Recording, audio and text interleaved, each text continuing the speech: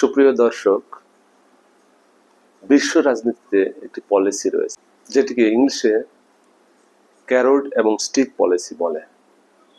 এর বাংলা তর্জমা গাজর এবং লাঠির রাজনীতি। বিশ্বের পরাশক্তিগুলো তাদের পররাষ্ট্রনীতি প্রণয়নের ক্ষেত্রে এই পলিসিটি খুব সুন্দরভাবে কার্যকরভাবে ব্যবহার করে।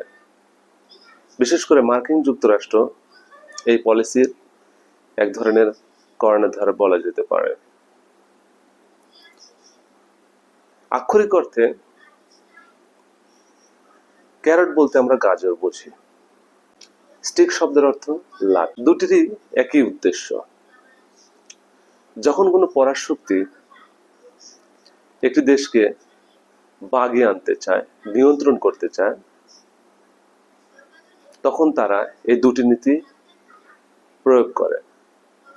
প্রথমত, তারা একটি দেশকে বিভিন্ন ধরনের পুরস্কার, আর্থিক অনুদান, আর্থিক সহায়তা, ডোনেশন এগুলো দিয়ে বশ করতে চায়। এটি হচ্ছে ক্যারট পলিসি। আপনি গাজর দিচ্ছেন,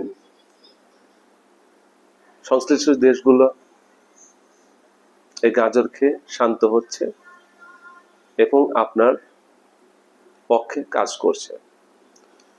অন্যদিকে যখন কোনো একটি দেশ একটি পরাশক্তির নিয়ন্ত্রণের বাইরে চলে যায়, তখন এই পরাশক্তিগুলো ওই সকল উশৃঙ্খল অবাধ্য দেশকে নিয়ন্ত্রণ করার জন্য লাঠি ব্যবহার করে। এটাকে স্টিক পলিসি বলা হয়।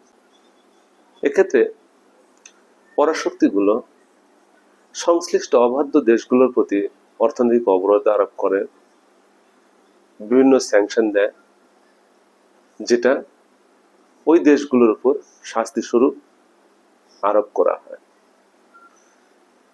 এটা একটা চমকপ্রদ প্রক্রিয়া। বিশেষ করে আন্তর্জাতিক বিশ্বে দরিদ্র দেশগুলো বৃহত্তম রাষ্ট্রের কাছে এই পলিসির দ্বারা অনেকটাই ক্ষতিগ্রস্ত হয়।